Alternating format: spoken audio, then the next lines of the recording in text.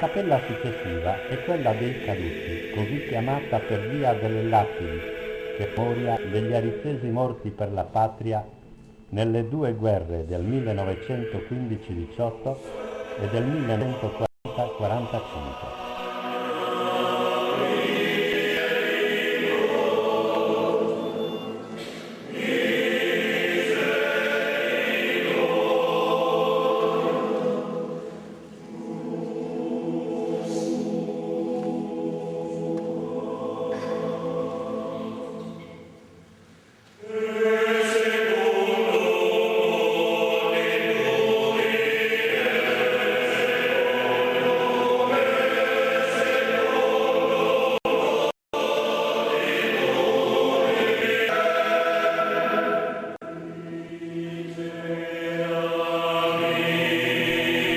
La cappella è dedicata alla Pietà.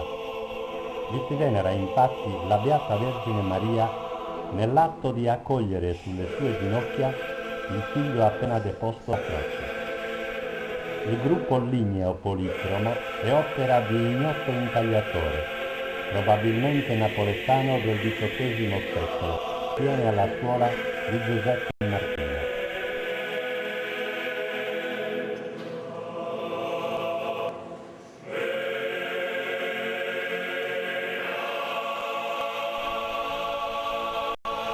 La forza espressiva dell'opera è di grande efficacia, poiché è notevolissima nel modellato ed esemplare nel realismo anatomico.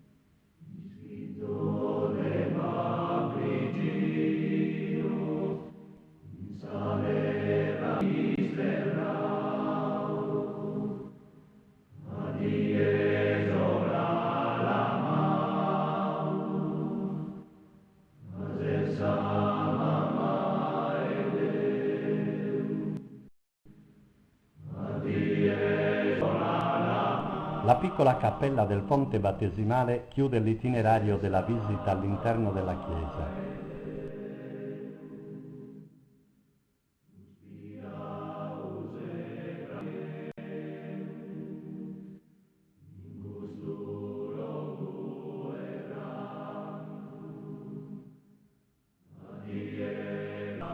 Oltre che per la sacralità del luogo, il fonte battesimale è importante per le trattività della stessa chiesa che qui si riscontrano. Gli elementi architettonici arco e cappella sono quanto resta di tutta la navata destra risalenti all'anno 1000 che doveva essere costituita da cappelle con archi a pieno centro.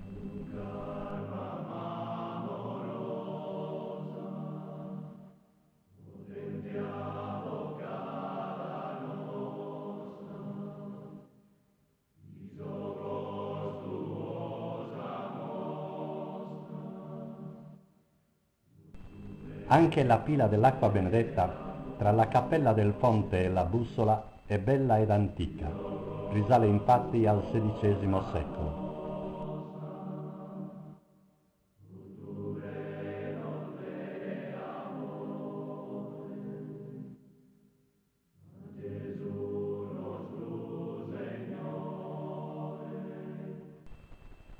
Poco in alto, sopra la pila, una lapide marmorea con scritta in latino ricorda l'anno della dedicazione della chiesa avvenuta con rito solenne. Era il 19 di settembre dell'anno del Signore 1745, lo stesso anno in cui fu consacrata la cattedrale di Oristano.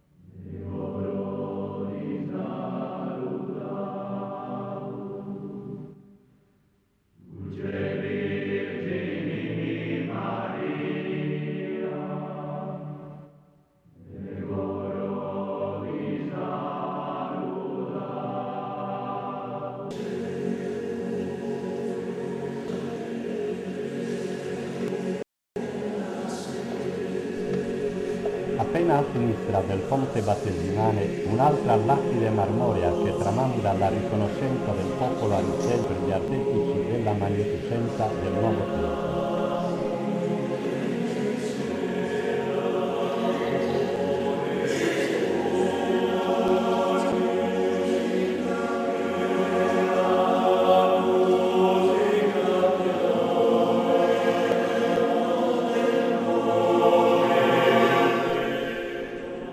Meritano di essere ammirati anche i bei lampadari in ferro battuto che pendono dalle arcate, in particolare quelli a muro in ferro battuto e ottone, raffiguranti tralci di vite che sono stati realizzati dall'artigiano aricese Peppe Vacca, su disegno di Antonio Mira. Prima di fare l'interno della chiesa, vale la pena soffermarsi ancora per un suggestivo sguardo d'insieme.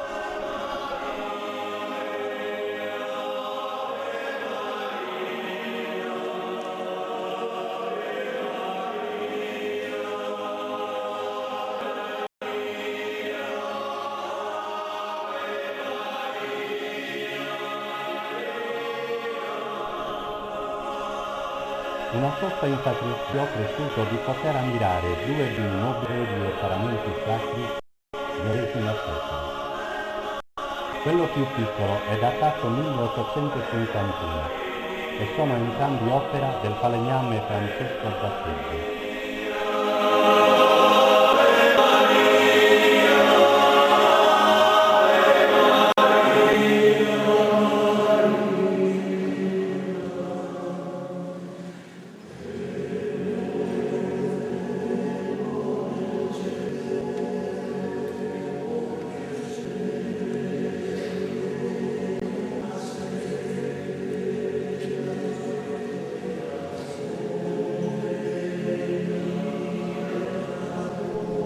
Sulla parete sinistra due simulacri di San Michele Arcangelo. Il più grande, che è anche il picco, risale al tardo Seicento. Di autore ignoto, appartiene alla scuola napoletana con le influenze spagnole. Approssimativo nella natura anatomica, ma non privo di fierezza, ha una splendida damaschinatura. Il simulacro più piccolo, in legno policromo, è opera di Ignazio Stannoldo della seconda metà del Settecento. Si presenta molto vivace ed elegante nel panneggio. Nel soppalco sono conservate altre statue di notevole.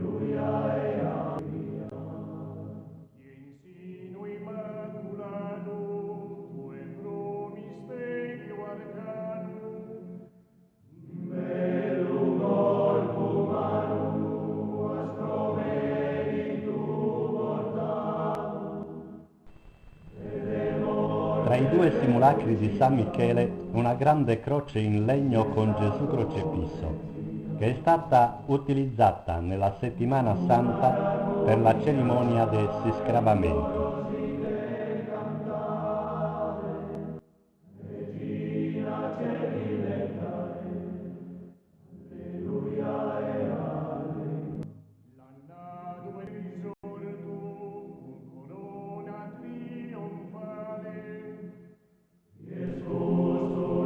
Gelosamente cata in cassaforte la preziosa croce aspide, la croce che precedeva il santo nelle processioni ed era portata su un'asta da Iscrofarios.